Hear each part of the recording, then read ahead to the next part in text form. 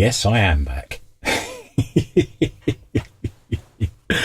Oh dear. After getting a little bit ill at the start of the year, I thought I was going to have a bit of a break. We're still in the process of this new workshop build, and I'm just relaxing really. Well, not so much relaxing, but sorting out all of the bits and pieces that I need to do before I can move into the new shop. Now, here I am working out what I'm going to move, and I haven't even built it yet. Well, I'm not going to build it, but it is being built. The top part of the garden's done. We're just waiting now for a couple of weeks while the builders do another job, and then they're going to be coming back and digging a big hole and laying in concrete, assuming that our local council send me the piece of paper in time to say, yes, you can build this. So that's all going through. No issues there. What else has been happening? I've been getting a few projects in the mail, and no, my eyes are not one of them.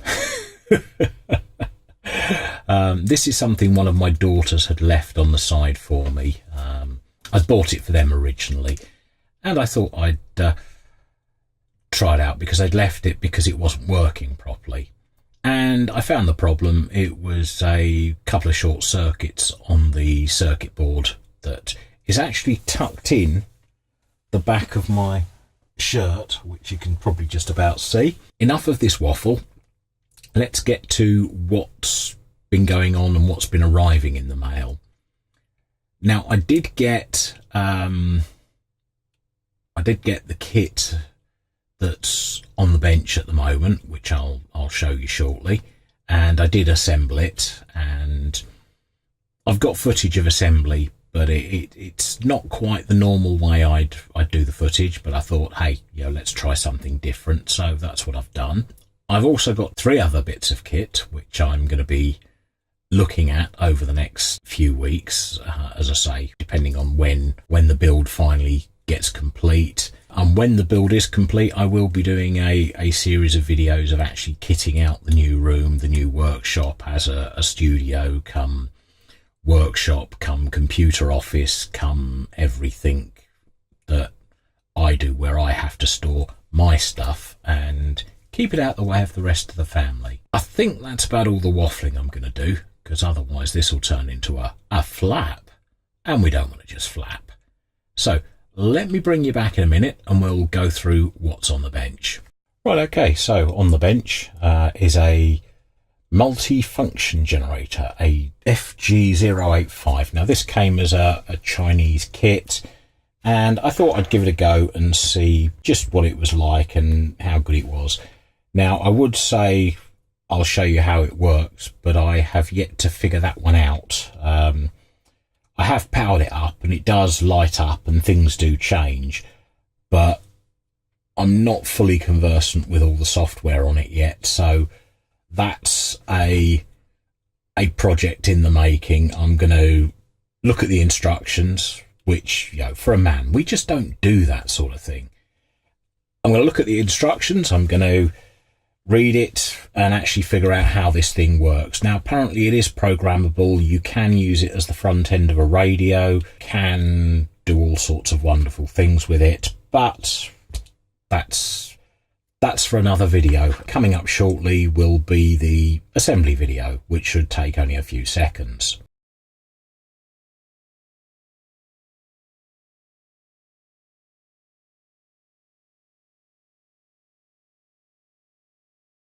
If you remember those 2 signal boards that I ordered from China that came damaged, what I've done so far is I've attempted to make one good one out of the 2. So what I've done is I've replaced the bits that were broken on this one with the spares that were salvageable on this one. So again, another programmable board. Have yet to try it out, but that's an ongoing thing. Okay, so I did get some components in the mail, some new components, but what I've done with those is I've put them away so that in reality I don't lose them. Everything's going to get shifted and boxed and changed and all of the rest of that. I do have a dual voltage transistor radio which needs testing. And when I say dual voltage, it runs off a split power supply, so it needs 9 volt and negative 9 volts with a common ground. So what I'm going to be doing there is I will build a power supply which will give me multiple voltages, and I'll try and box that up. Again, that will be a little design project which I'm going to put into effect. In fact, let me just bring this in.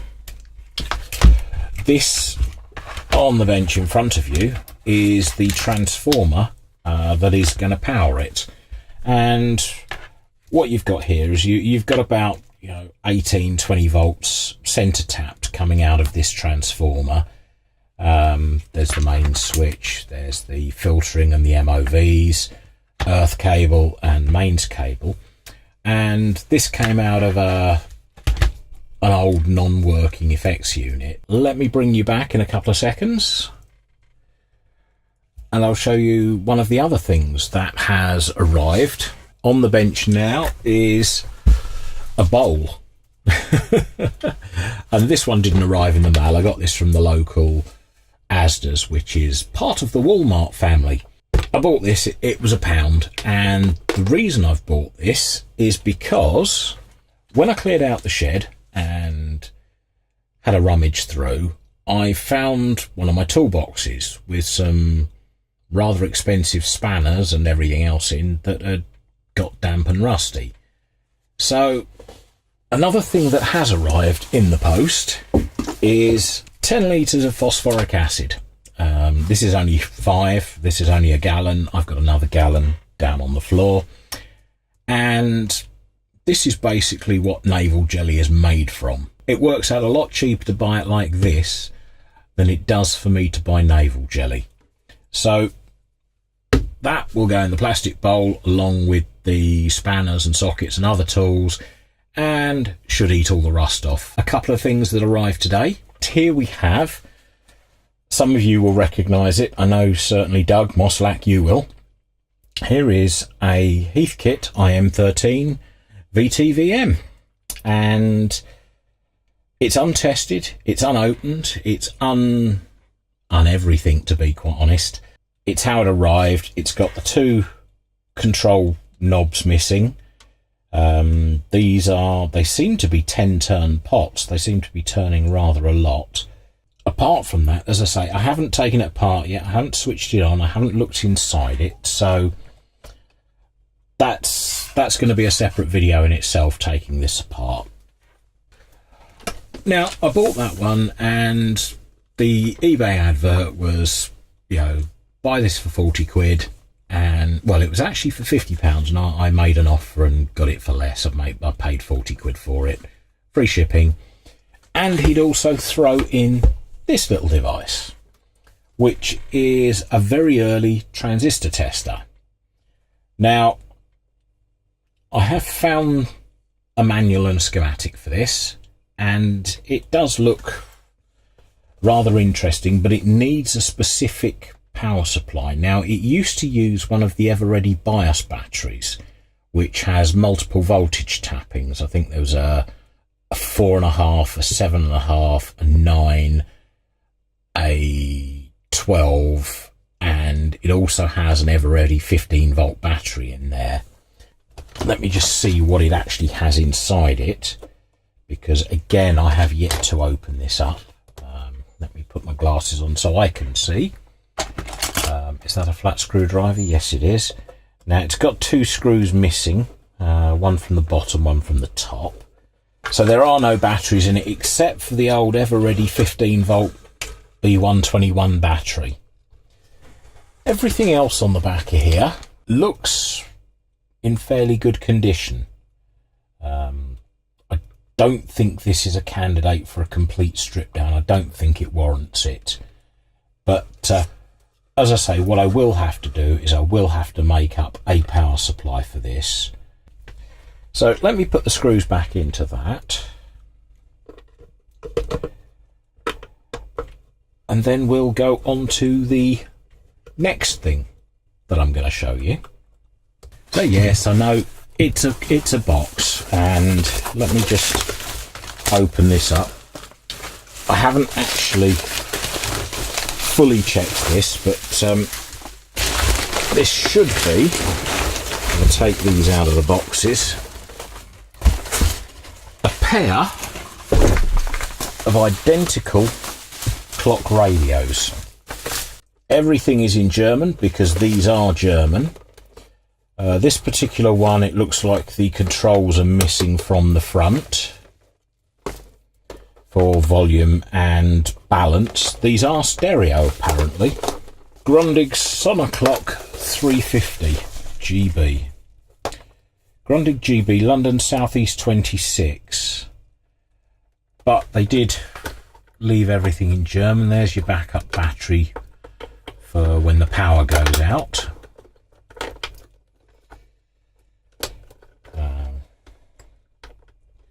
It also has an RCA socket on the back. Is that an RCA socket? No, an earphone socket on the back.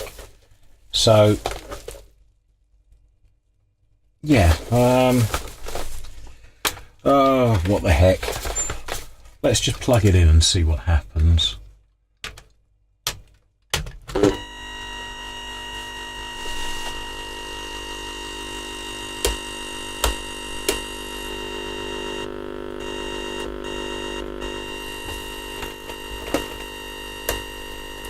Right, okay, on this one I'm getting no display at all.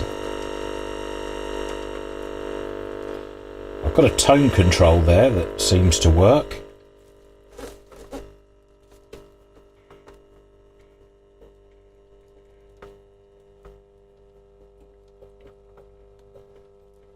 It's a 3-band radio. Where's the switch?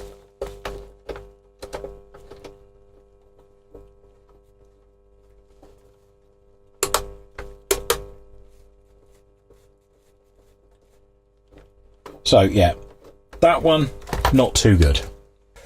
Right, okay, this one is more complete. It looks prettier. It's white, not brown. It's got the Grundig emblem on the top. And it's got the knobs on the front. And it's got the FM wire antenna still in the back. So let's plug this one in.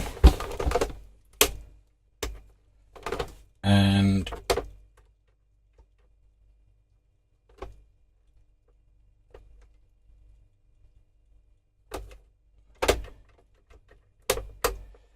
so we're missing some LED segments.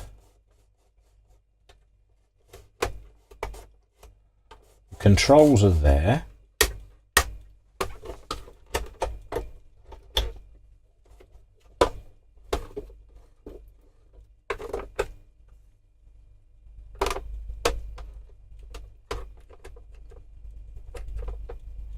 The sleep control is there.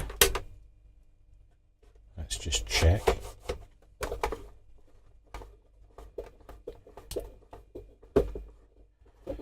So it's they're both 3-wave band.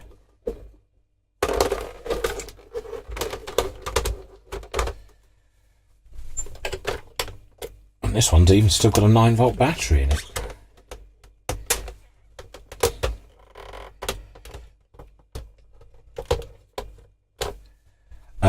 Yeah, so there we go. So there's 2 clock radios which need working on. We're going to figure out what's wrong with these.